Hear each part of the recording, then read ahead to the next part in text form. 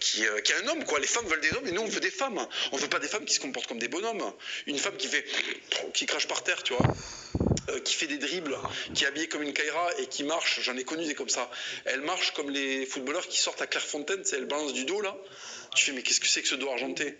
Tu veux une femme, tu veux quelque chose qui de la féminité, qui te donne envie d'être avec elle, qui te donne envie d'elle, tu vois, qui te donne envie de faire un foyer. Mais est-ce que tu penses pas que le blanc aujourd'hui, il a été mis à l'amende dans notre société, il est au rebut. La masculinité, la virilité, qu'on voit même dans la musique, dans le cinéma, c'est le black, c'est le maghrébin, c'est lui qui en impose, et lui le blanc est juste simplement là pour fermer sa gueule. Alors c'est très vrai, donc le blanc c'est toujours celui qui a besoin d'être dévergondé par un mec plus viril que lui qui va lui apprendre l'école de la virilité. C'est ce qu'il y avait dans le taxi. Tu sais, il y a le petit blanc qui se fait dévergonder par Samir Nasri, et il y a 1000 autres films comme ça, Training Day, où tu as un petit blanc qui se fait dévergonder par des Washington. C'est le truc de base. Ouais, le noir va te ramener, dans les films américains, ou l'arabe en France va te ramener à ta masculinité, parce que toi, t'es une merde. Qu'est-ce qui s'est passé? Les blancs, si tu veux, quand ils sont en roue libre, c'est-à-dire quand il n'y a pas d'entrave, ils font quand même des dingueries. Ils font des trucs stylés, mais ils font aussi des dingueries. Le blanc, quand il n'est pas sous morphine, attention, il y a de la colonisation, il y a de la conquête spatiale, il y a des galions, il y a des guerres où il y a 40 millions de morts à la fin. C'est quelque chose, tu vois. Donc après la Seconde Guerre mondiale, on a tout fait pour que ce soit la der des der, que vraiment il n'y ait plus jamais assez de testo dans les corps pour se reprécipiter dans une catastrophe pareille. Donc tout l'Occident s'est mis à se dire il faut qu'on soit des femmes, parce que les femmes ne font pas la guerre. D'accord? Le monde, lui, il a continué à tourner pareil.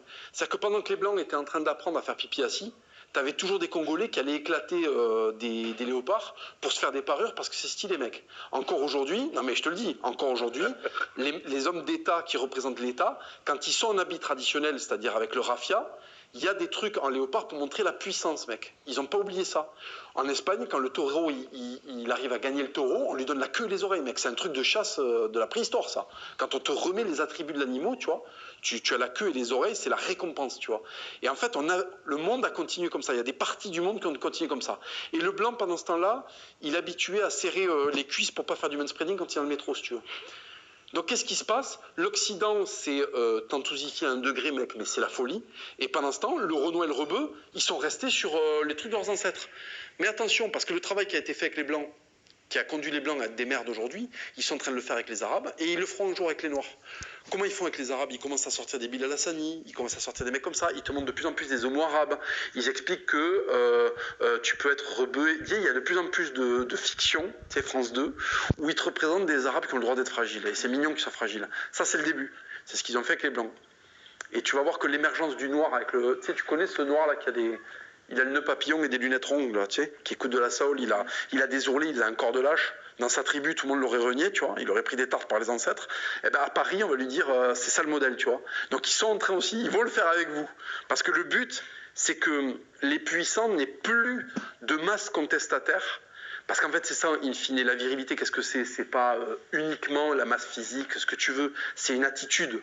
La virilité, c'est territorial, c'est tu es possessif, tu te laisses pas marcher sur les couilles. Alors oui, la virilité crée de la guerre, mais elle crée aussi les moyens de la résoudre.